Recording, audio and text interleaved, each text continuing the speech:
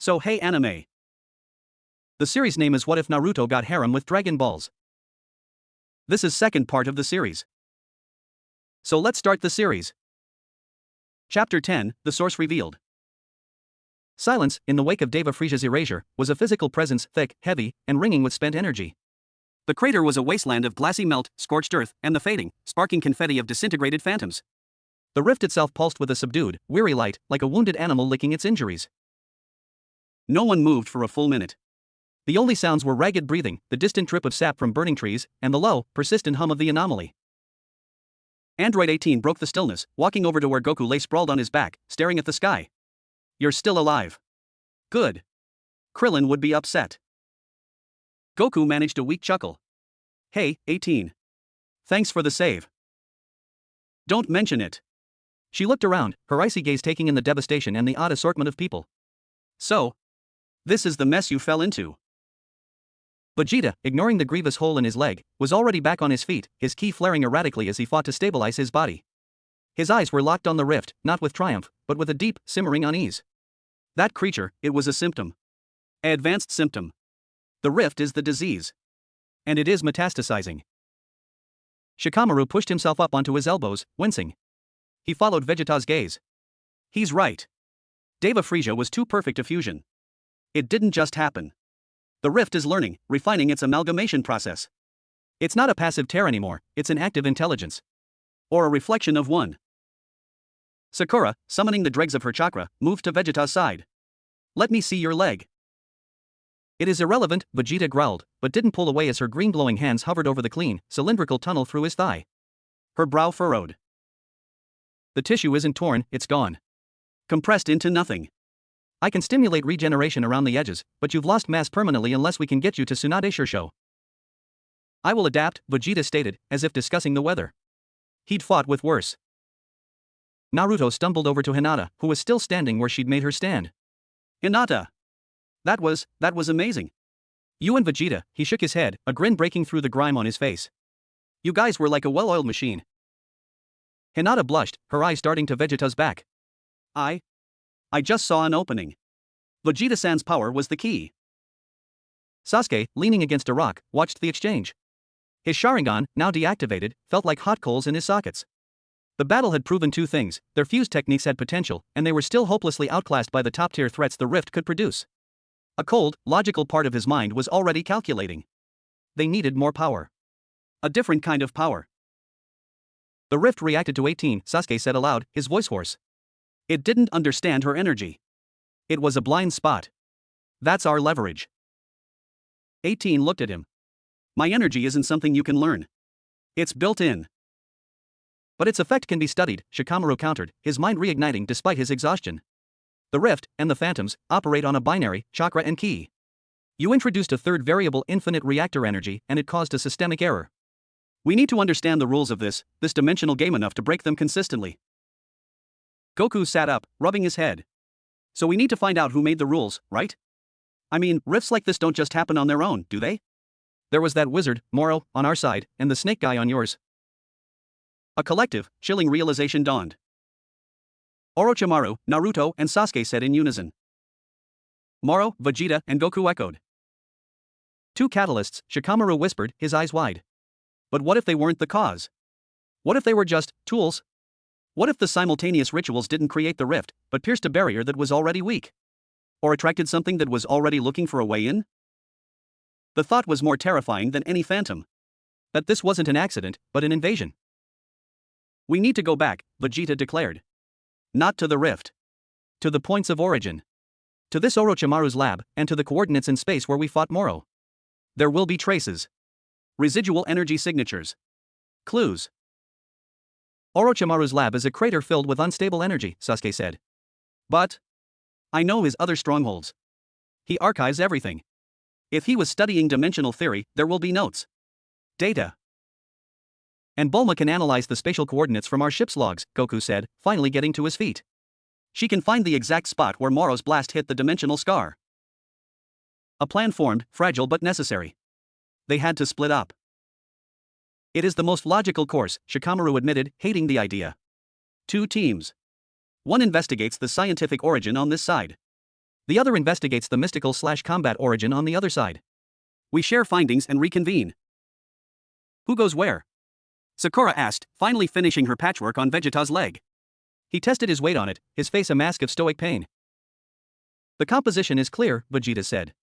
This side requires knowledge of your world, your enemy, and your peculiar energy systems. Uchiha, the medic, the strategist, and the Hyuga. He included Hinata without a second thought, her value now firmly established in his calculus. You will hunt the snake. We, he gestured to Goku and 18, will return to our world, retrieve the woman, and hunt the wizard's trace. Naruto blinked. Hey, what about me? Vegeta looked at him, and for a brief second, something almost like conflict passed behind his eyes. Naruto was a raw, undisciplined bomb. But he was also the bridge, the one who had most successfully, however clumsily, blended their energies. And his stubbornness was a resource. You, Vegeta said, will come with us. What? Why? Because, Goku said, grinning, you're the only one who's kinda starting to get both. You can be our chakra expert. And it'll be good training. The idea was absurd. Naruto, in the technologically advanced world of Capsule Corp, facing spaceships and gravity chambers? But the logic was sound. He was a living sample of their world's energy, and he had a frustrating knack for survival. Naruto's face split into a huge grin. Alright. A mission to another world. Believe it. Sasuke's expression was unreadable. Don't do anything stupid, dope. You either, team. There was a brief, awkward moment of parting. Sakura gave Naruto a stern list of medical warnings and shoved a small packet of soldier pills into his hand. Shikamaru quickly scrawled a list of investigative priorities for Sasuke. Hinata simply bowed to Naruto. Please be safe, Naruto-kun. Vegeta approached the rift, studying its surface. The gateway is stable for now. But two-way travel will likely cause further stress. We will go through. You will not follow for 24 of your hours, to allow the dimensional membrane to recalibrate. Then, and only if you have significant data, you may follow. The coordinates will be obvious. He didn't explain further. He simply turned to Goku. Kakarot. Can you sense the other side from here? Can you lock onto Bulma or the lookout? Goku closed his eyes, his aura settling into a deep calm. He was silent for a long moment, his brow furrowed in concentration. Yeah. I can feel it. It's weird, like hearing someone's voice through a really long tunnel, but I can feel the lookout's energy. And, yeah, Bulma's at Capsule Corporation. She's really annoyed about something. Typical, Vegeta muttered. Prepare yourself, boy, he said to Naruto. The transition is disorienting. I've been through worse. Naruto boasted, though his stomach was doing flip-flops. Android 18 sighed. Let's just get this over with. I need to tell Krillin I'm not dead. Goku placed a hand on Vegeta's shoulder and another on 18's. He looked at Naruto. Grab my arm, and don't let go. Naruto did, his grip tight. Instant transmission. There was no flash, no sound. One moment, they were in the ruined crater of the Forest of Death. The next, the world dissolved into a streak of impossible colors and a sensation of being stretched across infinity. Naruto's stomach tried to exit through his throat. He saw glimpses, a serpentine coil of purple chakra, a dying star, the laughing face of Maro, the sneer of Orochimaru, all swirling together in a mad collage before. Pop. They stood on clean, white marble. The air was thin, cool, and smelled of incense and high altitude. A vast, blue planet hung in a star-studded black sky, its curve breathtakingly close. They were on the lookout. Whoa, Naruto breathed, his legs wobbling. The shift in gravity, atmosphere, and sheer scale was overwhelming. Before them stood Piccolo, his cape fluttering, and Dend, the small, green-clad guardian, both staring with profound shock. Goku? Vegeta? 18? Piccolo said, his voice tight. Your energies vanished and then reappeared, tangled with something entirely foreign. His sharp eyes landed on Naruto, taking in the orange jumpsuit, the whisker marks, the faint, wild chakra signature. What is this? It's a long story, Piccolo, Goku said, rubbing the back of his head. Really long. We need Bulma. And we need to find where Maro's attack hit space. The dimensional instability, Dend whispered, his gentle senses wide open. It's attached to you. A tear. You brought a piece of it with you. He was looking not at the group, but at the space around Naruto, as if seeing a ghostly umbilical cord trailing behind him back into nothingness. Vegeta's scowl deepened. Then we have even less time. Where is the woman? As if on cue, a voice crackled from a console nearby. Hello? Goku? Vegeta? Anyone on the stupid lookout? I'm getting insane energy readings over West City that look like your signatures but also don't, and if this is another one of your training sessions that breaks the seismographs, I'm billing you for. Bulma, Vegeta said, striding towards the communicator. Silence. We are on the lookout. We have a universe-level crisis. You are needed. Bring your full analytical suite. There is a guest. He glanced back at Naruto, who was staring open-mouthed at the Earth from space, then at Piccolo and Dende, then at the impossibly tall, ornate palace behind them. The source of the horror was still a mystery. But the search had now truly begun, spanning 2 worlds. Team Naruto was in the Dragon Ball universe, and the first thing they had to contend with wasn't a monster, but the bewildering, technological wonder of Bulma Brief's mind, and the lingering, invisible wound in reality that had followed them home. Chapter 11, Diverging Paths. The air in the Brief's family living room smelled of sterilized metal, expensive coffee, and the faint, fruity scent of Bulma's shampoo, undercut by the peculiar ozone and forest aroma that clung to Naruto. The contrast to his own ramen and dust-scented apartment was so profound it felt like a different universe. Which, he supposed, it was. Bulma Briefs, her teal hair slightly disheveled, stood with her hands on her hips, having just finished a tirade that involved words like dimensional shear, entropy cascade, and cosmically irresponsible. She'd scanned Naruto with devices that beeped in word, her eyes growing wider with each reading. She'd scanned the residual energy on Goku and Vegeta, comparing it to the logs from the spaceship that had recorded their battle with Moro. Now, she was pacing in front of a massive holographic display that showed 2 swirling, interconnected energy models, one labeled chakra, theoretical, the other ki, empirical. A jagged, pulsing red line connected them. So let me get this straight, Bulma said, pointing a wrench at Naruto, who flinched. You have a biological energy system that you mold with hand signs and mental focus, derived from mixing physical and spiritual energy, stored in a network of pathways? And it can do everything from shoot fireballs to walk on water. Why yeah, Naruto said, feeling utterly out of his depth. And you, she spun to Goku and Vegeta, have a simpler, more brute force life energy that amplifies with emotion and will, primarily used to blow things up and move really fast. An oversimplification, but adequate, Vegeta grumbled, seated stiffly on a pristine white couch, as if afraid to leave a mark. And these 2 systems are, at a quantum level, about as compatible as oil and water. They don't want to mix. When forced to, they create unstable exotic particles, these phantom things, and a persistent spatial wound. She pulled up an astronomical map, zeroing in on a specific, nondescript point in deep space. Moro's redirected attack hit here. A known, but stable, flaw in the dimensional fabric. A cosmic scar. Your Orochimaru's jutsu was poking at the same scar from the other side. It was the equivalent of 2 people hammering on the same thin patch of wall from opposite rooms. You didn't create the hole, you just finally broke through it. She zoomed the hologram in further. The scar wasn't just a point. Under her enhanced scanners, it revealed itself as a faint, spider-webbed network of cracks, spreading minutely across a vast area of subspace. Oh, this is bad, Bulma whispered, her professional anger melting into genuine dread. This isn't a hole. It's a fracture. And the energies leaking through your chakra and ki are acting like an acid, widening the cracks. Every time you use significant power near the rift, or travel through it, you're making it worse. And it's not just connecting your 2 worlds. These cracks, she manipulated the display, showing the web extending into terrifying, abstract dimensions. They're branching. Probing. Looking for other flavors of reality. A chill settled over the room. Piccolo, who had come down from the lookout with them, crossed his arms. It's seeking other energy sources to consume. To become more stable.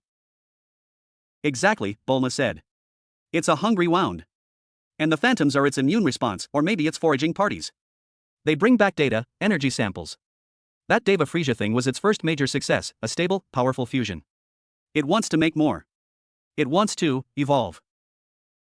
Naruto's blood ran cold.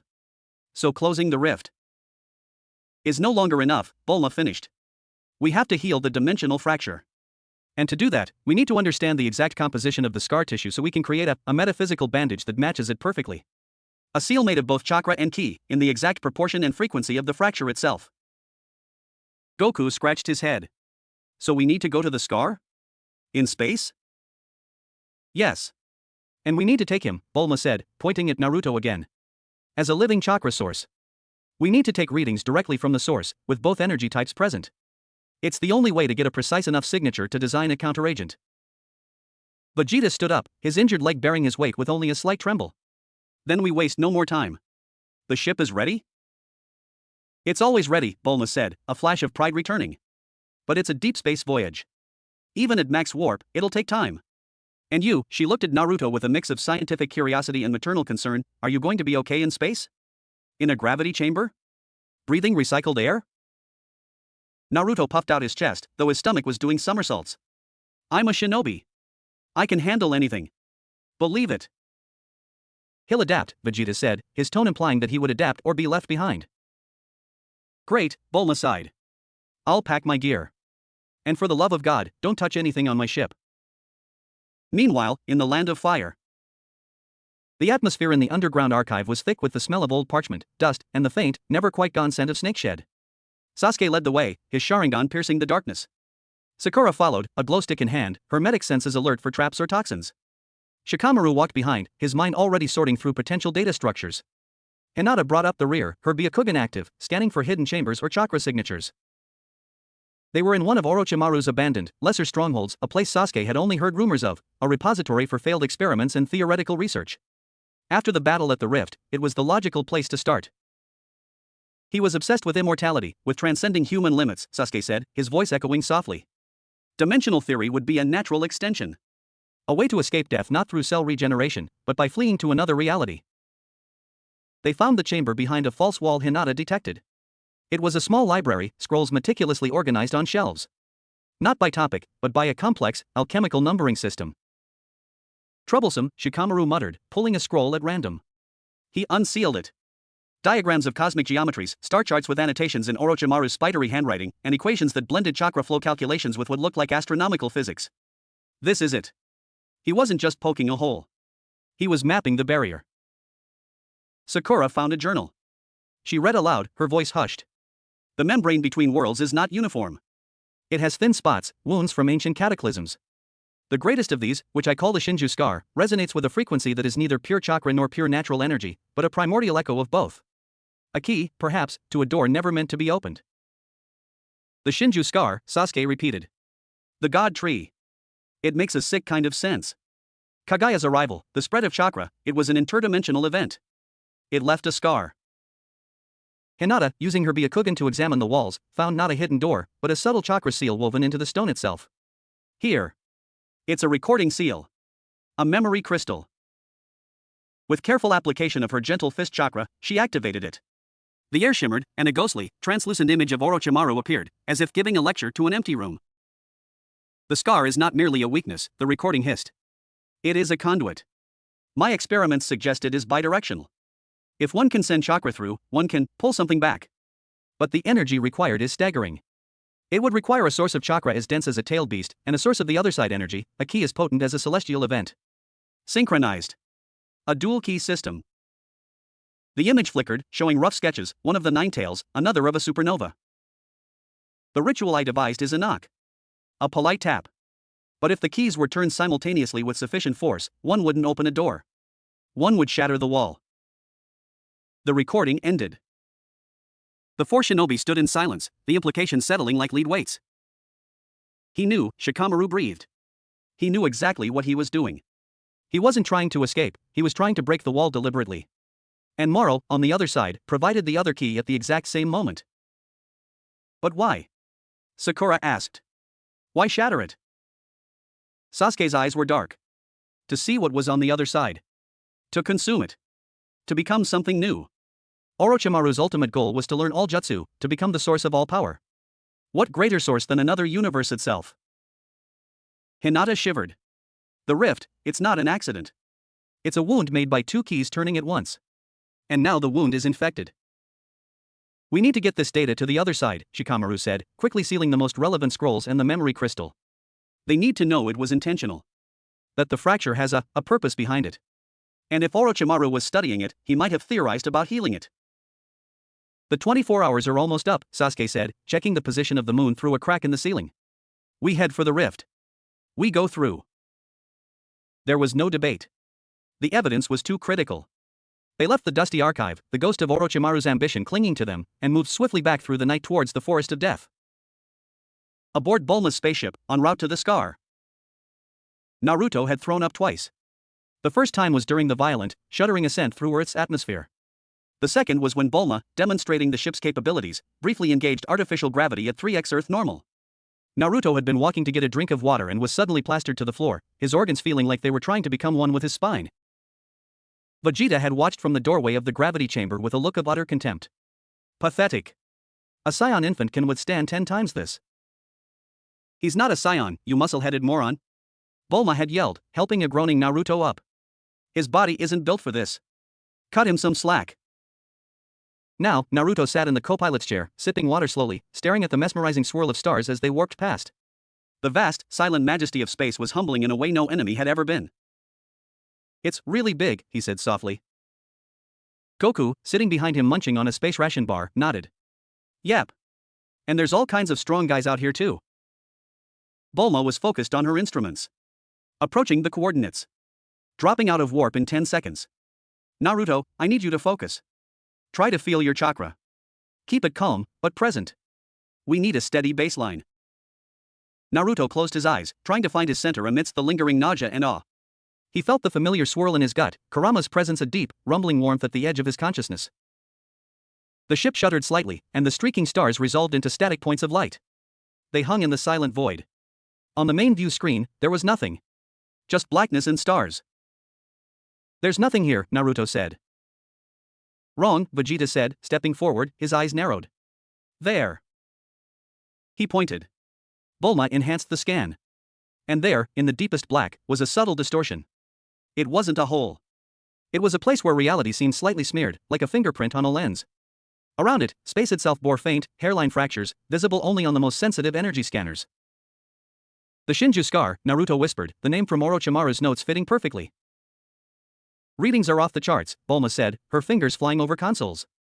Residual ki from Maro's blast. Faint, exotic particles that match Naruto's chakra signature. And something else. A third frequency. Very faint. Almost structural. Structural? Goku asked. Like, the material of spacetime itself has a resonant frequency here. And it's damaged. It's singing a broken song. Bulma's face was lit by the console lights, her expression one of scientific rapture and horror. This is it. This is the source. We need to take a core sample. Metaphorically. I need to bombard this area with synchronized chakra and ki pulses and record the echo. She began setting up the equipment, explaining the process to a bewildered Naruto. He would have to release a controlled stream of chakra at the exact moment Goku released a controlled stream of ki, while her sensors recorded the interaction with the scar. It was delicate, dangerous work. A wrong move could widen the fracture. As Bulma prepared, Naruto looked out at the silent, smeared scar in reality. He thought of Sasuke, Sakura, Shikamaru, and Hinata, hopefully on their way with Orochimaru's data. He thought of the phantoms, of Deva Frisia, of the rift growing like a cancer in his world. The mission was clear. They had found the source of the infection. Now, they had to find the cure. And for the first time, looking at the incomprehensible vastness of space and the fragile, wounded fabric of reality itself, Naruto Uzumaki felt very, very small. But he also felt a fire ignite. A stubborn, defiant flame. He would not let his world be consumed. He would not let this cold, hungry void win. He gripped the armrests of the chair, his knuckles white. All right, he said, his voice steady. Let's do this. The diverging paths of the two teams were leading them towards the same, terrifying truth. The clock was ticking, and the scar in the universe was listening. Chapter 12, Sacrifices. The silence of deep space was not empty, it was a pressing, watchful void. Inside the cockpit of Bulma's ship, the only sounds were the low hum of life support, the frantic clicking of Bulma's console, and Naruto's own heartbeat thudding in his ears. The view screen showed the distortion of the Shinju scar, a silent, smudged blasphemy against the starfield. All right, Bulma said, her voice tight with focus. She had a headset on, wires snaking from it to the main computer. Naruto, you're on chakra emitter alpha. It's a focusing array. I need you to push a steady, medium output stream of chakra into it. No jutsu, no fancy shapes. Just raw, clean energy. Think of it like filling a glass of water to a specific line. Naruto nodded, swallowing hard. He stood before a metallic dish that glowed with a soft, blue light. He placed his hands on it. The metal was cool, humming with a latent charge. Goku, you're on ki emitter beta. Same principle. Steady stream. I need them to hit the scar at the exact same nanosecond and maintain for exactly 3.14 seconds. The pi resonance is key to getting a clean echo. Goku gave a thumbs up, standing at an identical dish on the other side of the cockpit. Got it. Vegeta stood back, arms crossed, his role that of observer and, unspoken, emergency defense. His eyes were fixed on the scar, his senses stretched to their limit, wary of any reaction. On my mark, Bulma said, her fingers poised over a keypad. 3, 2, 1. Mark. Naruto closed his eyes. He reached for the well of his chakra, ignoring Kurama's restless presence for now. He pushed a stream of bright, blue energy into the dish. It flared, and a corresponding beam of soft, sapphire light lanced from the ship's hull towards the scar. Simultaneously, Goku's emitter fired a beam of brilliant gold ki. The two beams, one of meticulous, molded spiritual physical energy, the other of raw, vibrant life force, converged on the same infinitesimal point at the heart of the distortion. For a moment, nothing happened. The beams were absorbed by the smear in reality. Then, the scar sang. It wasn't a sound. It was a vibration that passed directly into their souls. The cockpit lights flickered. The view screen dissolved into static, then resolved into a terrifying, beautiful pattern of interfering waveforms that Echo Bulma sought. Data cascaded across her screens. But something else came back with the echo. A presence. It was ancient, hungry, and vast beyond comprehension. It wasn't a phantom. It was the consciousness of the scar itself, or something that had been sleeping within it. The synchronized energies had not just probed it, they had awakened it. Identity. Conflict. Harmony. The words formed in their minds, not in any language, but as pure concepts, cold and geometric. The ship's hull groaned. Alarms blared. What is that? Bulma screamed, trying to stabilize the readouts. The scar, it's sentient. Vegeta roared, his ki flaring to life. It's assessing the energies. On the view screen, the distortion began to move. It elongated, reaching out from its fixed point like a pseudopod of corrupted spacetime, flowing towards the beams of chakra and ki. It wasn't attacking the ship. It was tasting the energy sources. Source A. Complex. Structured. Potential. Source B. Pure. Potent. Simple. Incompatible. Yet. Synchronized. Curiosity. The pseudopod of distorted reality touched the confluence of the two beams. And it began to draw. Naruto gasped. It felt like a hook had been set deep in his chakra core and was pulling, not to drain him, but to understand him, to dissect the very blueprint of his energy. He saw flashes, the Nine Tails' rage, his mother's smile, the feel of wind on his face as he ran through Konoha, all being siphoned, analyzed. Goku grunted, his golden aura flickering. It's pulling my ki. Trying to copy it. Shut it down. Abort. Bulma yelled, slamming controls.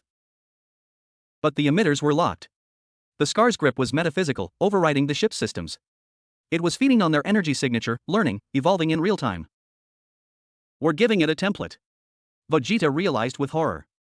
It's using us to learn how to stabilize itself. To create a perfect fusion.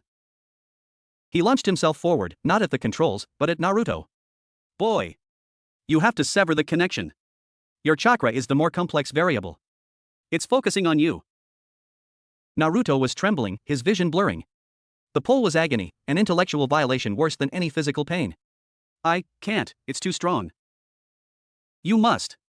Vegeta grabbed his shoulders, his grip like iron. Your will is the leash on your beast. Use it. Pull back. Not with strength, with identity.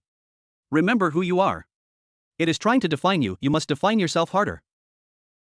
The words cut through the psychic noise. Define yourself. Naruto thought of Irika, of Team 7, of Jiraiya, of his promise to become Hokage. He thought of Ramen, of Sasuke's scowl, of Sakura's fist, of Hinata's smile. These were his. Not data points. Not energy patterns. His. He dug his heels in, metaphorically and physically.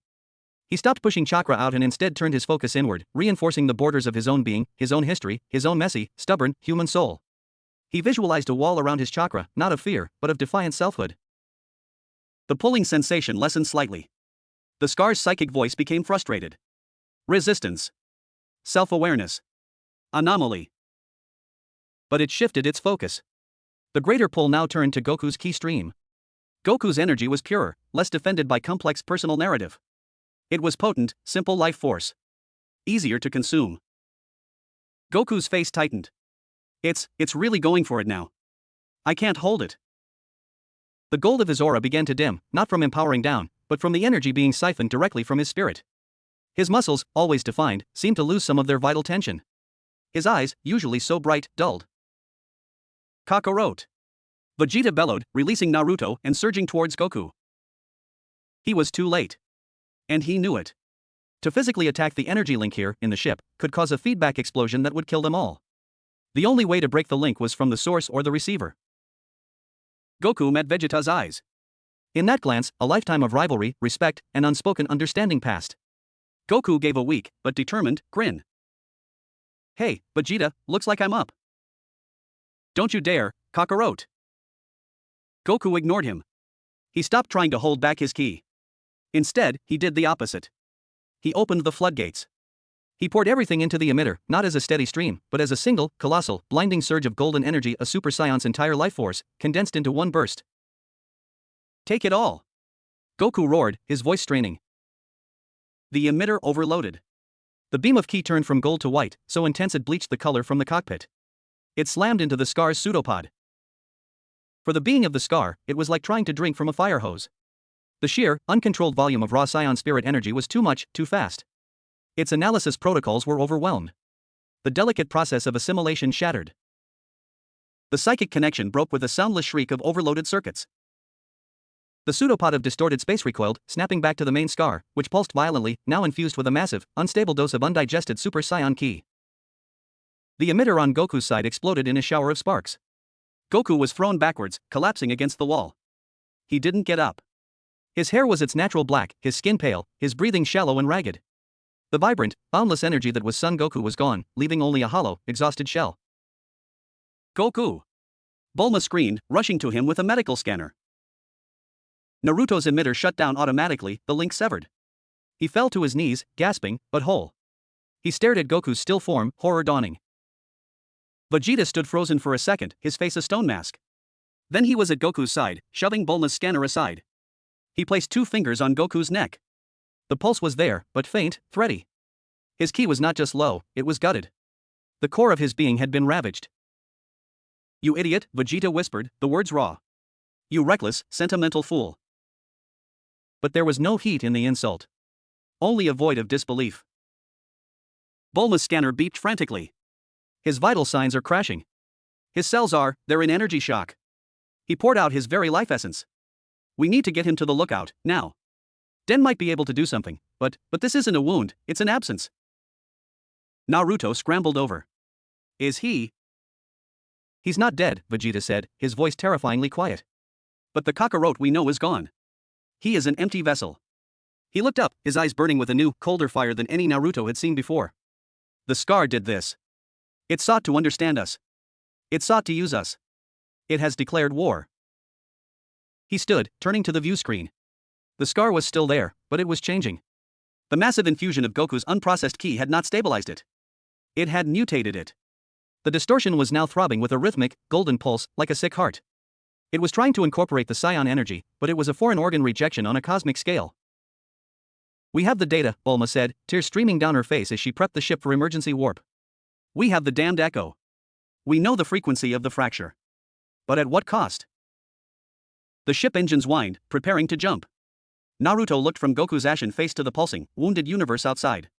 He had come here to learn, to help. And in his place, the kindest, strongest person he'd ever met had sacrificed the very core of his being to save them, and to give them a fighting chance. A new resolve, cold and sharp, hardened in Naruto's heart. This was no longer just an adventure or a mission. This was a debt. And it was paid in the currency of a friend's soul. As the ship warped away, leaving the mutated Scar behind, Naruto made a silent vow. He would master this ki. He would blend it with his chakra not as a curiosity, but as a weapon. He would find a way to heal the Scar. And he would find a way to bring Goku back. The path ahead was darker than the space between stars. But Naruto Uzumaki had never been one to back down from the dark. Chapter 13, The Two-Front War. The sterile, sun-drenched quiet of the lookout felt like a mockery. Den worked over Goku's still form, his small hands glowing with a soft, divine light, his face a mask of profound worry. The healing energy of the Guardian could mend shattered bones, purge toxins, and even restore life force to a degree. But what it encountered in Goku was not damage, it was a vacancy. It was like trying to fill a bottomless cup. "He is empty," Den whispered, his voice trembling. "His ki, the essence of his spirit, it's not depleted. It's gone. Donated. What remains is just the body. The machine with no fuel, no spark." Bulma stood nearby, her arms wrapped around herself, her usual fiery composure shattered. Piccolo loomed in the doorway, his expression grim. Vegeta stood a few feet away, his back to them all, staring out over the edge of the lookout at the peaceful curve of Earth. His silence was more terrifying than any outburst. Naruto watched, feeling like an intruder on a profound grief. The cheerful, invincible Goku was a husk. The memory of his final, defiant surge replayed in Naruto's mind, overlaying the image of Jiraiya sinking beneath the waves, of Neji falling before pain. Sacrifice. It was a language Naruto understood, and he hated it. The data, Vegeta's voice cut through the heavy air, flat and hard. Did we get it? Bulma jerked as if struck, then nodded, wiping her eyes with a furious swipe. Yes. We got the echo. The full harmonic resonance of the scar. We have the blueprint of the fracture. Then we work, Vegeta said, turning. His eyes, when they met Naruto's, held no disdain now. They held a shared, burning purpose. Sentiment is a luxury. Kakarot bought us a weapon with his spirit. We will forge it. You, he pointed at Naruto, are no longer a student. You are a component. Your chakra and the remnants of his ki within that, wound are the two halves of the equation. You will learn to wield not just ki, but the specific ki signature that now pollutes the scar. You will blend it with your chakra not as a trick, but as a targeted counter-frequency. The shift was absolute. The training in the forest of death had been play. This was a forge, and the heat was grief and fury. How? Naruto asked, his own voice steady.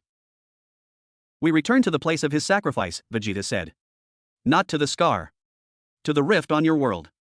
It is now saturated with the backlash, the mutated energy of the scar, which contains Kakarot's stolen ki. You will immerse yourself in it. You will learn its taste, its weight, its anger. And you will make it yours. It was a plan of terrifying audacity. To deliberately expose themselves to the corrupted energy of the rift, to use the enemy's own poison weapon as their training ground. It's suicide, Piccolo stated. It is necessity, Vegeta replied. The scar is evolving. It will not wait for us to mourn. And our allies on the other side may already be in motion. We fight a war on two fronts now. We must hold the line here, at the source of the breach. Naruto understood. Sasuke, Sakura, Shikamaru, Hinata, they would be heading for the rift with Orochimaru's data. They needed to be ready. They needed a solution, or at least a weapon. I'm in, Naruto said. The Forest of Death, 26 hours later. The rift had changed. The shimmering, blended blister was now streaked with veins of throbbing, sickly gold, the unmistakable taint of Goku's spent ki, filtered through the scar's corruption. It pulsed like an infected heart, and the phantoms that occasionally peeled from its surface were different. They had a sharper, more aggressive edge, their forms occasionally flashing with golden light before dissolving back into darkness. The air hummed with a feverish, aggressive energy. Sasuke, Sakura, Shikamaru, and Hinata emerged from the tree line, their journey from Orochimaru's archive fraught with tension but uneventful. They stopped at the crater's edge, staring at the transformed anomaly. It's worse, Sakura breathed, her medic senses recoiling from the new, feverish wrongness. Something happened on the other side, Shikamaru deduced, his eyes narrowing. A major energy event. The rift has absorbed it. Before they could discuss further, the rift convulsed. But it didn't produce phantoms. The gold streak's surface parted, and two figures stepped through. Vegeta and Naruto. But they were not the same. Vegeta's usual arrogant poise was replaced by a deadly, focused calm. His eyes held a cold fire. And Naruto, he looked older. His usual boisterous energy was banked, replaced by a simmering intensity. His eyes held a new, hard light, and a faint, unstable golden aura, not the pure gold of a super scion, but a sputtering, orange-gold mix, flickered around him like a corona of static electricity. You're late, Vegeta stated, his voice devoid of its usual sneer. We have critical data, Sasuke responded, holding up the sealed scrolls. The rift was intentional. It's called the Shinju Scar. Orochimaru and Yormaru were synchronized keys. We know, Vegeta said. We found the scar. And we paid for the knowledge. He didn't elaborate, but the grim set of his jaw and the change in Naruto told the story well enough. Goku? Sakura asked, her heart sinking. Naruto's flickering aura spiked for a second. He bought us time. And a weapon. He looked at the corrupted rift. His ki is in there now. Mixed with the scar's poison. I have to learn to use it. To make a seal that matches the scar's exact, messed up frequency. Shikamaru's mind made the connections instantly. You're going to use the rift as a training dummy. To craft a counter-signature. It's brilliant and insane. We have no other option, Vegeta said. The scar is mutating. It will send more through. And it will not be mere phantoms for long. You, he looked at Sasuke's group, will defend this side. You will hold the line against whatever comes through while the boy works. You are the front line of this war. It was a brutal division of labor.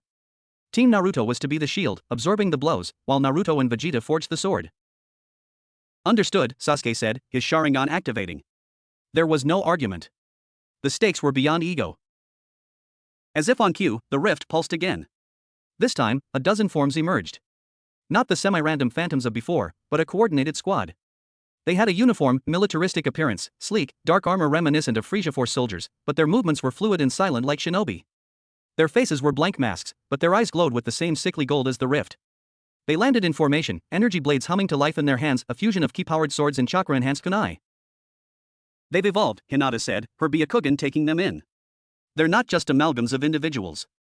They're designed soldiers. The leader of the squad pointed its blade at the group. Its voice was a synthesized, emotionless drone.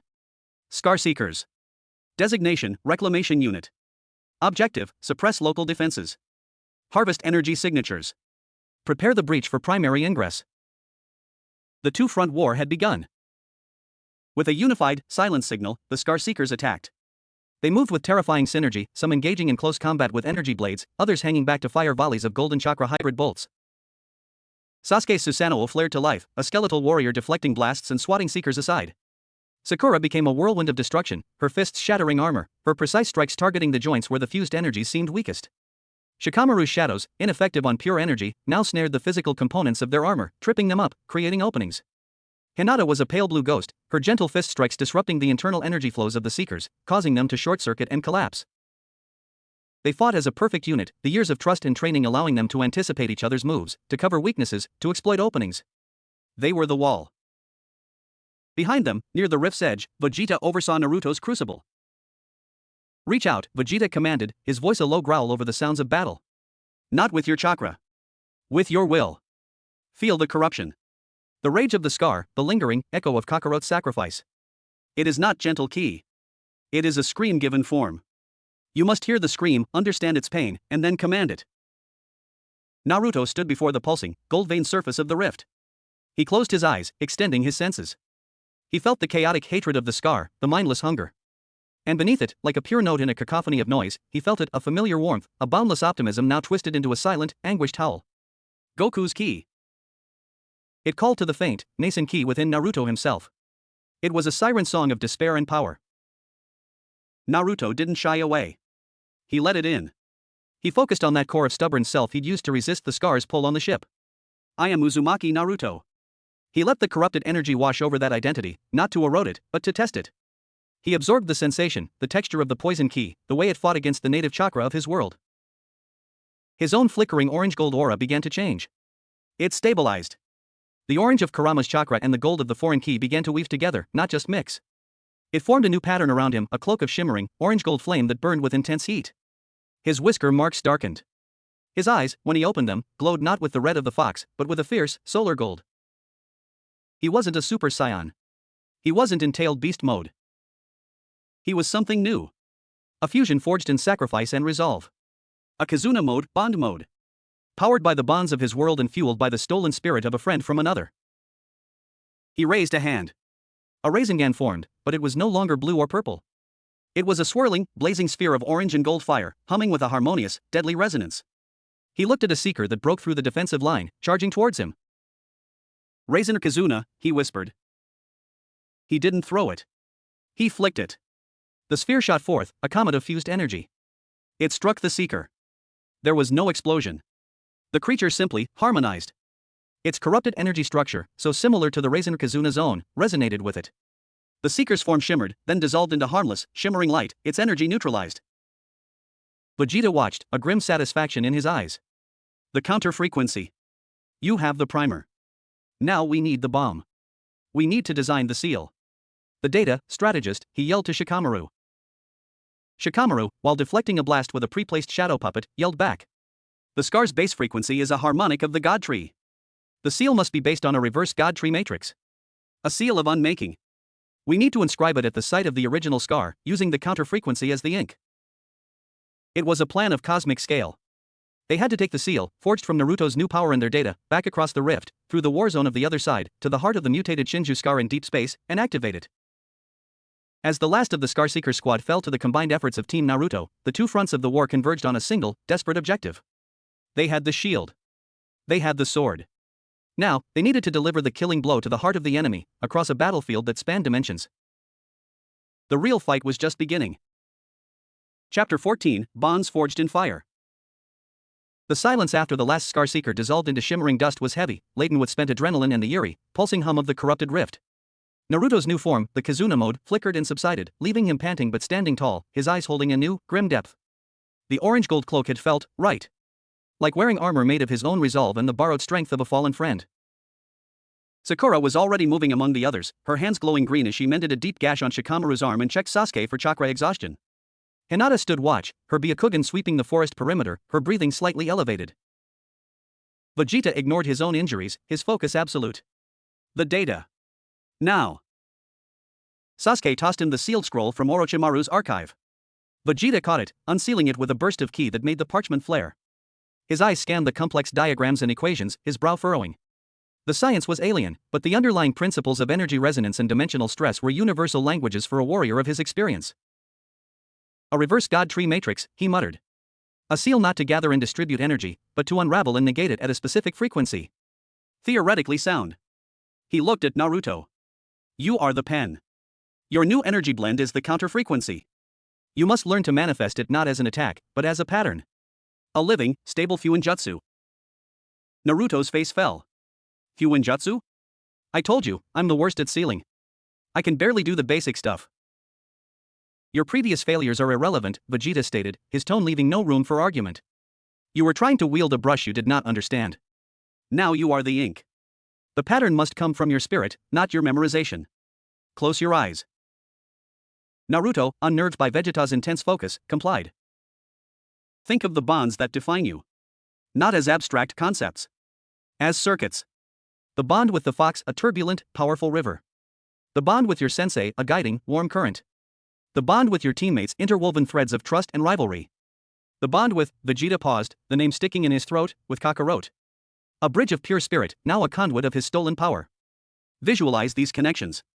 See them not as feelings, but as lines of energy. Now, impose upon them the opposite intent. Not connection, but severance. Not growth, but erasure. Shape that intent into the pattern shown here. He held the scroll open before Naruto, who peeked with one eye. The diagram was staggeringly complex, a spiraling, fractal mandala that hurt to look at. I can't, Naruto began. You can, a new voice said. It was Hinata. She had approached quietly.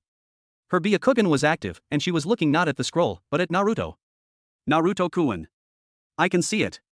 The energy within you, it's already arranging itself. It's listening to you. It wants to become the pattern. You don't need to force it. You need to ask it. Her words, soft and certain, cut through his panic. He looked from her earnest face to Vegeta's impatient scowl, to Sasuke's assessing gaze, to Sakura's encouraging nod, to Shikamaru's tired but focused expression. His bonds. They were all here. They were his circuit. He closed his eyes again, taking a deep breath. He stopped trying to build the seal. Instead, he reached inward, to the new, woven energy within him, the Kizuna chakra.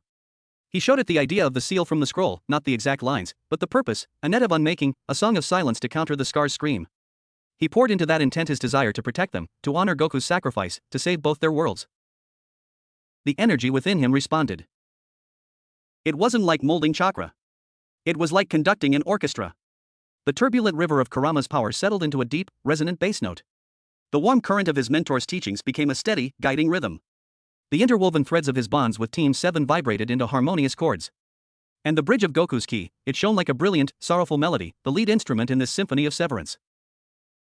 Golden orange light erupted from Naruto, but not in a wild cloak. It flowed from him in intricate, glowing lines, etching themselves into the air before him. They were not perfect copies of the scroll's diagram, they were his version. Rougher, more emotional, vibrating with raw, stubborn hope. A three-dimensional, rotating mandala of fiery light hovered in the clearing, humming with a profound, neutralizing power. Vegeta stared, a flicker of something akin to awe quickly buried under approval. It's crude. Unstable. But it is the correct frequency. The seal exists. Sakura gasped. It's beautiful. It's a bomb waiting to go off, Shikamaru corrected, but a faint smile touched his lips. But it's our bomb. Sasuke simply nodded. We have the weapon. But the rift would not give them time to admire it. The golden veins within its surface began to throb violently. The hum escalated to a shriek. The Scar Seekers had been scouts. Now, the main force was arriving. The surface of the rift bulged outward, not with many forms, but with one. Enormous. A silhouette pressed against the membrane, a shadow large enough to blot out the forest behind the rift. Four bestial legs. Multiple tails that thrashed and coiled. A head with multiple glowing eyes and a monstrous maw. It was a phantom, but on a scale they had never seen. A fusion of unmistakable elements, the multi-tailed, chakra-dense form of a rampaging tailed beast, and the sleek, biomechanical horror of Cell in his perfect form. This was not a soldier. This was a behemoth. It tore free from the rift with a sound that split the sky, landing with an impact that sent a shockwave through the earth, toppling trees. It stood as tall as a small mountain, its fur a patchwork of orange, black, and green chitinous plates. 9 tails, each ending in a stinger-like barb that crackled with corrupted energy, lashed the air. Its face was a nightmare. One side had the single, Sharingan-like eye of the 10 tails, the other side had the cold, perfect features of perfect Cell, twisted into a grin. Primary ingress, initiated. Its voice was the guttural roar of the beast merged with Cell's precise, smug tone. Scan, multiple high-yield energy signatures. Subsumption protocols, engaged. It opened its maw, and a sphere of swirling, black and gold energy, a tailed beast ball infused with Cell's solar Kamehameha, began to form, aimed not at them, but at the distant silhouette of Konoha. It's going to fire on the village. Hinata cried. They had seconds. The behemoth was too big, too powerful. Their combined attacks might scratch it, but they couldn't stop that blast in time. Naruto looked at the glowing seal hovering before him, then at the monstrosity. The plan had been to take the seal to the Scar. But plans were made to be broken. We use it here, he yelled. Now. On the rift. If we close the door, it cuts this thing off from its power source. The seal is calibrated for the source Scar, not this gateway. Shikamaru argued. It might not work, or it could cause a catastrophic backblast. Do you have a better idea? Sakura shouted, already forming hand seals, her chakra flaring as she prepared to use the strength of 100 seal, her last resort. Sasuke's Susanoo flared, wrapping around him in a skeletal armor. We attack its focus. We make it target us. Vegeta looked from the behemoth to Naruto's seal, his mind calculating at light speed. The behemoth was a product of the rift. Severing the rift would destabilize it, maybe even unmake it. But the seal was untested, a scalpel meant for brain surgery being used to chop down a tree. He made a decision. We do both. Uchiha, medic, strategist, Hyuga, you are the distraction. The ultimate distraction. Draw its fire, its attention. Make it believe you are the threat. Boy, he turned to Naruto, you and I will deliver the seal. To the heart of the rift itself. It was a suicide mission for the diversion team. The behemoth's power was incalculable. Sasuke didn't hesitate. He met Sakura's eyes, then Shikamaru's, then Hinata's. A lifetime of understanding passed between them in an instant. Team 7, plus their 2 brilliant allies, against a god. Let's go, Sasuke said, and his Susanoo surged forward, a streak of blue and black flame. Sakura unleashed her seal. A crimson diamond glowed on her forehead as monumental chakra exploded from her. She didn't charge, she stomped the ground. The earth for 100 yards in front of her erupted, a tsunami of rock and soil crashing into the behemoth's legs, not to damage it, but to get its attention. Shikamaru's shadows, amplified by the chaos and the deepening twilight, shot out not to bind, but to create a massive, distracting puppet show of illusionary giants and energy flares on the behemoth's other side. Hinata, moving with serene purpose, took a position directly in the behemoth's line of sight to Konoha. She fell into the gentle fist stance, her Byakugan blazing. She began the most complex, chakra-intensive rotation of her life. Hakusho Kaiten, Shometsu no wa. 8 trigrams palms revolving heaven, circle of annihilation. A sphere of pure, defensive chakra expanded from her, not just to protect herself, but as a brilliant, defiant beacon, a challenge. The behemoth, its forming attack diverted by the sudden, multi-front assault of potent energies, roared in annoyance. It swatted at Sasuke's Susanoo, the impact cracking the chakra armor. It turned its maw towards Sakura's seismic wave and inhaled, preparing to fire. This was their moment. Now! Vegeta roared. He grabbed Naruto by the shoulder. Naruto, holding the glowing, rotating seal pattern in both hands as if cradling a newborn star, nodded. Vegeta shot skyward, dragging Naruto with him, a violet comet trailing gold-orange light. They flew not at the behemoth, but at the pulsing, central mass of the rift itself, the golden veins now throbbing in sync with the colossal phantom. The behemoth sensed the true threat. One of its lashing tails, fast as lightning, snapped up towards them, the stinger aimed to impale them both. From below, a barrage of black Amaterasu flames intercepted the tail, setting it alight. Sasuke, straining, had redirected his attack. A fraction of a second's delay. It was enough. Vegeta and Naruto reached the surface of the rift. The energy here was a maelstrom of hatred and stolen power. Naruto felt his Kizuna mode react, flaring to life instinctively, protecting him. Do it! Vegeta bellowed, holding him steady against the torrential outflow of corrupted energy. Naruto, with a cry that held the weight of two worlds, thrust the complex, glowing seal, the physical manifestation of his bonds and his will, into the very heart of the golden veined rift. Huinjutsu, Shinju Fukushuin. Sealing technique, God Tree Retribution Seal. The seal didn't just stick. It unfolded. Like a voracious, beautiful flower made of light, it expanded across the entire surface of the blistering rift, its lines burning with Naruto's unique energy. For a moment, the rift hum turned into a high-pitched shriek of negation. On the ground, the behemoth staggered, its form flickering. The connection to the scar was being violently severed. The rift flashed with a light so bright it bleached the color from the world. Then, with a sound like a universe sighing, it began to contract. The golden veins dimmed, then shattered like glass. The blended images of forest and stars blurred, then faded. The behemoth let out a final, reality-shaking roar of denial as its form, now cut off from its sustaining power, began to destabilize. It wasn't destroyed by an attack, it was unmade, unraveling from the tail upward into motes of dispersing energy. The light faded. Silence returned, deeper than before. The rift was gone. In its place was only a faint, shimmering afterimage in the air, like heat haze, which quickly faded to nothing. They had closed the gate. Vegeta and Naruto landed heavily back in the crater. Naruto's Kizuna mode vanished, and he collapsed to his knees, utterly drained, the seal having taken everything. Vegeta stood over him, breathing hard, his own ki depleted. On the battlefield, the behemoth was gone. Sasuke's Susanoo flickered out. Sakura sank to her knees, the strength of 100 seal receding, leaving her frail and exhausted. Shikamaru lay on his back, utterly spent. Hinata's rotation ended, and she swayed, caught by a limping Sasuke. They were alive. They were victorious. But as they looked at the empty space where the rift had been, they knew it was only a respite. They had closed a symptom. The disease, the mutated Shinju scar, now infused with Goku's stolen ki, still festered in the depths of space, on the other side of reality.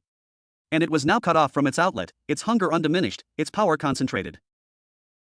The two-front war had reached a stalemate. They had won the battle for Earth. But the war for reality had just entered its final, most dangerous phase. And their only weapon was a half-formed seal and a bond forged in the fires of a sacrifice. Chapter 15, The Final Gambit. The air in the crater tasted of ozone, scorched earth, and the sweet, cloying scent of dispelled phantom residue. Victory, but it was a hollow, aching thing. The rift was sealed, the immediate threat to Konoha gone. But the silence that followed was the silence of a held breath, not an exhale of relief. Naruto pushed himself up, his body screaming in protest. The Kizuna mode had drained him to the marrow. Sakura was immediately at his side, her hands glowing with the last dregs of her chakra, but she could only offer palliative care, the exhaustion was spiritual as much as physical. Vegeta stood apart, his gaze fixed on the empty space where the rift had been. His expression was unreadable, but the tension in his shoulders spoke volumes. They had closed a door, but the house was still on fire. We bought time, Shikamaru said, his voice a dry rasp as he forced himself to sit up. But the scar is still out there. It's now a closed system, festering with that hybrid energy. It will seek a new outlet. Or it will evolve internally into something we can't even imagine. Hinata, leaning against a shattered tree trunk, her Byakugan deactivated, spoke softly. The connection is severed, but the echo remains. I can still, faintly sense it. A disharmony in the distance. It's angry. Trapped. Sasuke, nursing a cracked rib, looked from Naruto's drained form to Vegeta's rigid back. The seal worked here because the rift was a direct conduit to the scar. It was applying the counter-frequency directly to the infection. To truly heal it, we have to go to the source. To the scar itself. And we have to go now, Vegeta stated, turning to face them. His eyes burned with a cold, urgent light.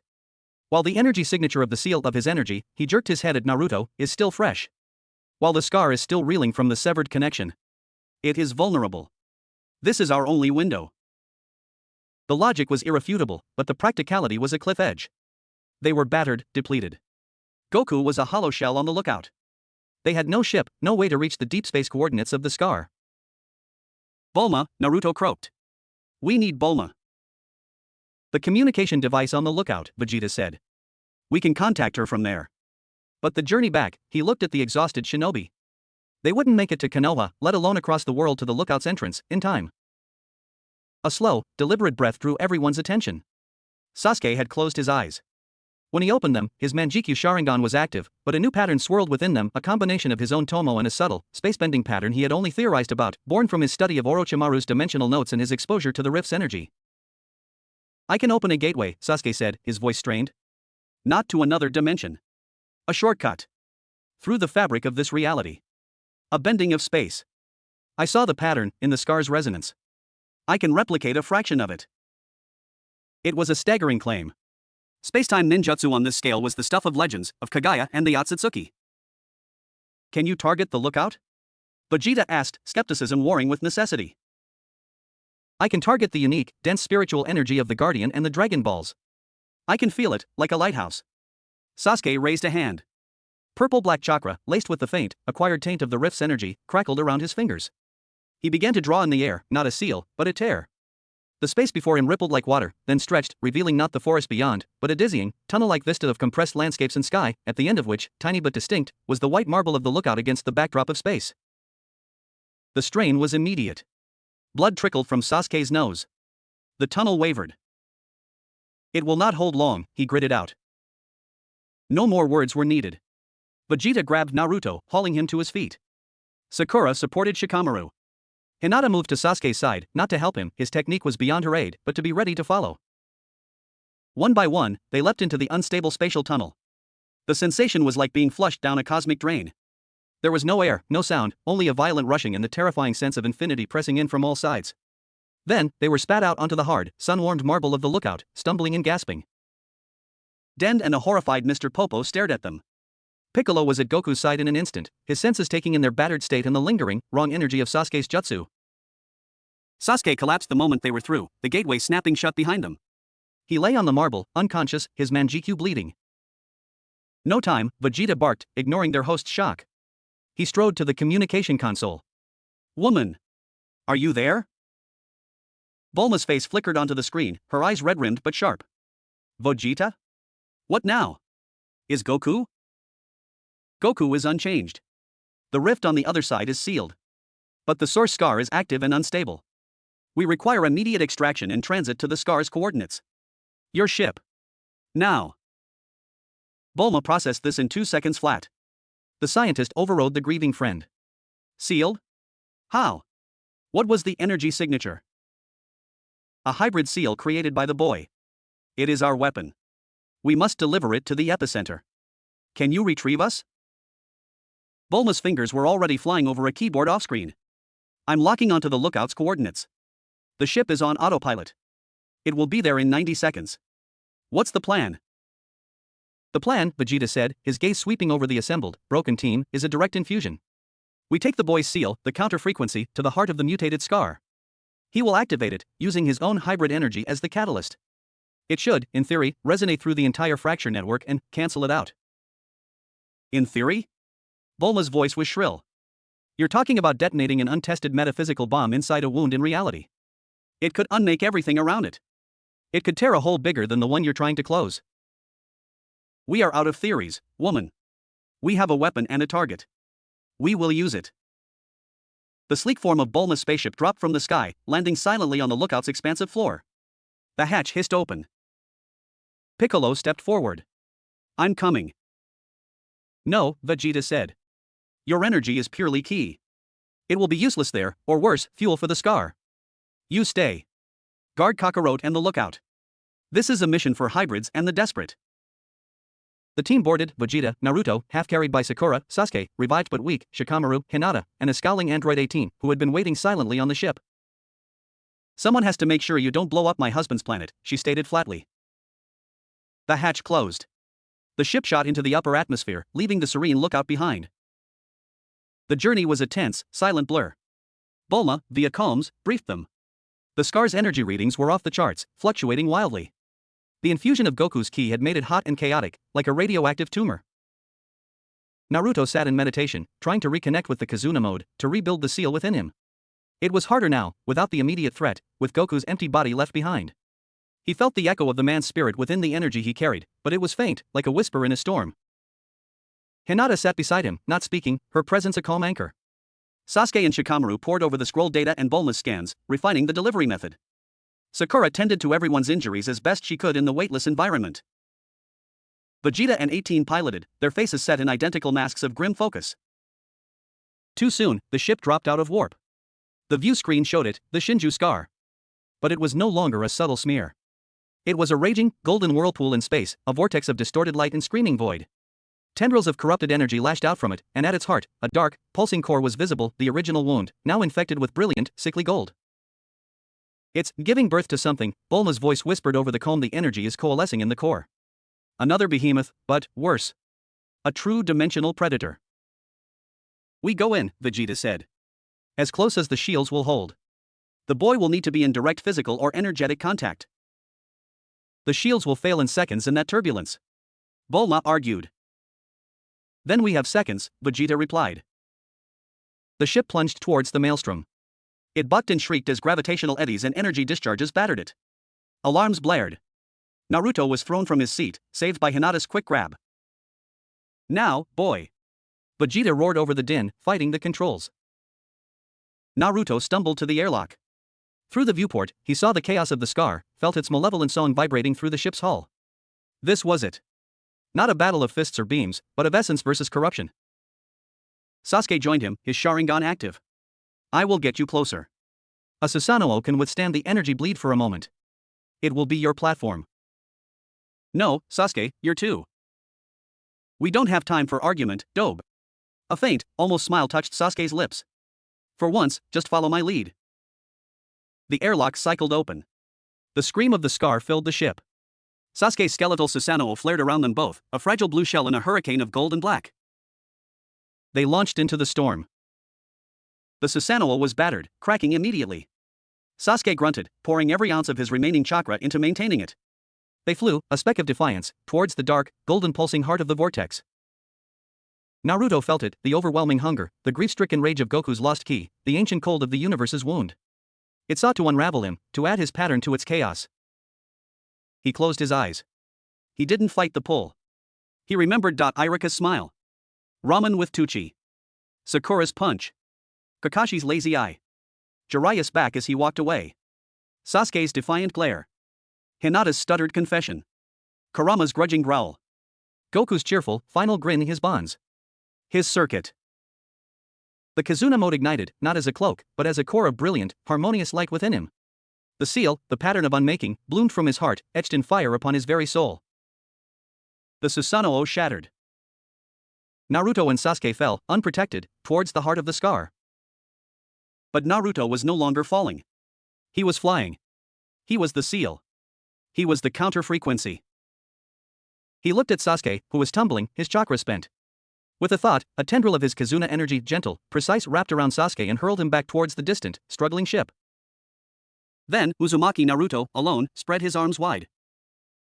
He did not shout a name. He simply was. And he plunged, a living comet of bonded light, into the dark, golden heart of the Shinju scar. There was no sound, there was only a flash of light that consumed everything: the scar, the vortex, the very darkness of space. A flash of perfect, silent, harmonious white. Then, nothing. Chapter 16, Nexus Heart. The white was not an emptiness. It was an everythingness. It was the silent, resonant hum of a perfectly tuned string, the space between heartbeats, the moment a puzzle clicks into place. In that boundless white, Naruto Uzumaki existed as pure awareness. He was not a body, he was a network of luminous threads, each one a bond, a memory, a vow. The turbulent orange of Kurama, the warm gold of Jiraiya and Irika, the cool blue of Kakashi, the brilliant pink of Sakura, the deep violet of Sasuke, the gentle lavender of Hinata, and now, woven through them all, a brilliant, sorrowful strand of cyan gold, Goku's spirit, not as fuel, but as a note in the chord. He felt the Shinju scar not as a monster, but as a wound. A place of profound, ancient loneliness and violent disharmony. The Otsutsuki had torn reality here long ago, and it had never healed. Moro and Orochimaru had poured poison into it, and Goku's stolen ki had given that poison a voice, a mindless, hungry rage. Naruto's woven self, his Kizuna mode made manifest, was the antithesis. He was not there to fight. He was there to listen, and then to answer. He extended his awareness along the golden strand, Goku's strand. He followed it into the heart of the scar's rage. There, he did not find a beast. He found an echo. The last, fading impression of Son Goku's boundless, fighting spirit, twisted into a scream of frustration and loss. It wasn't evil.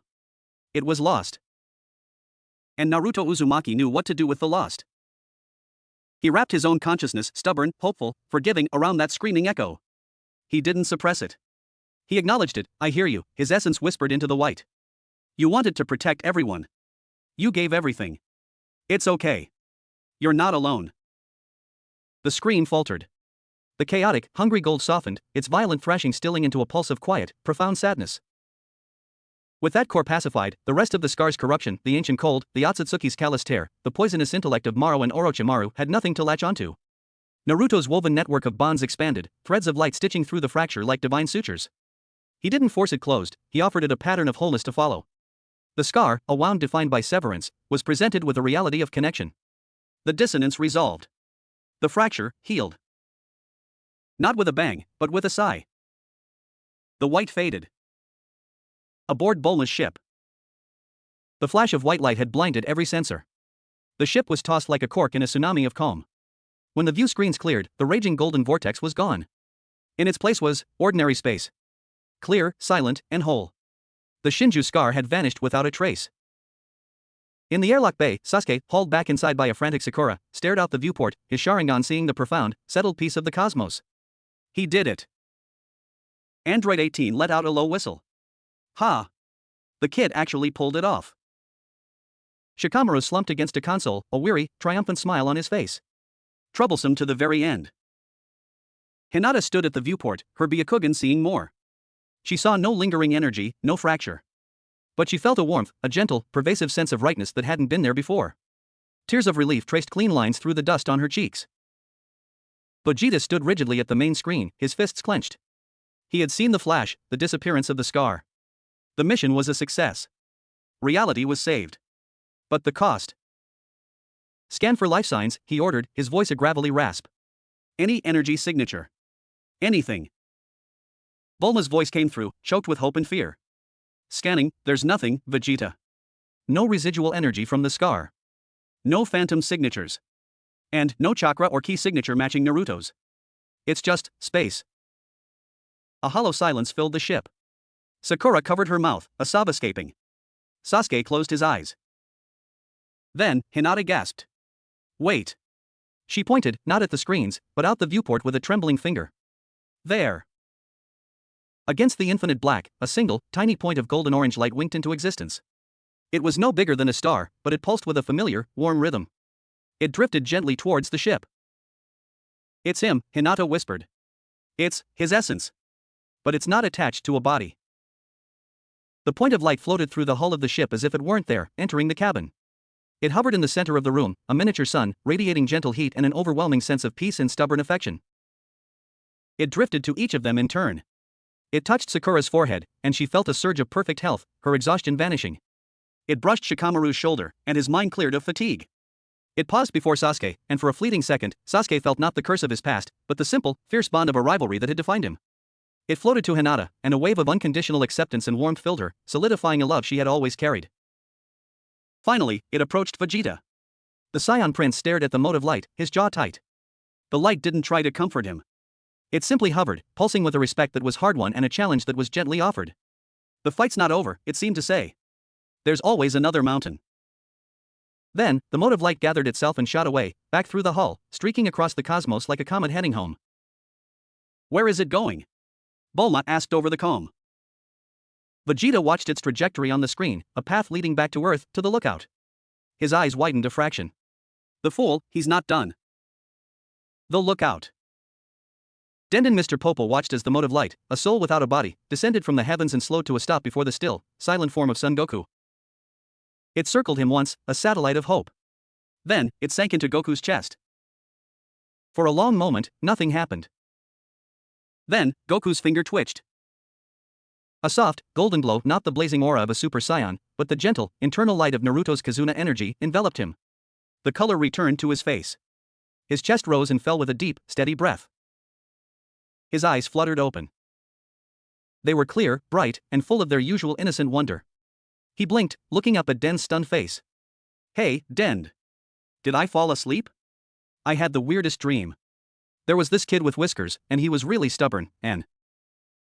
He sat up, rubbing his head. He felt different. Whole.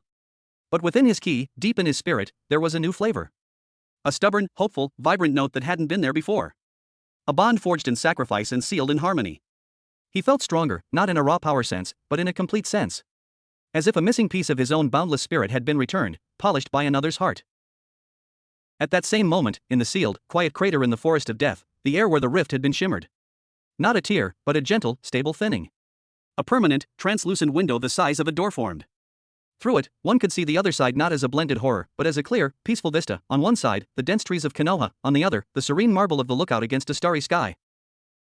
The two worlds were no longer bleeding into each other. They were neighbors, separated by a clear, strong pane of healed reality. A permanent nexus.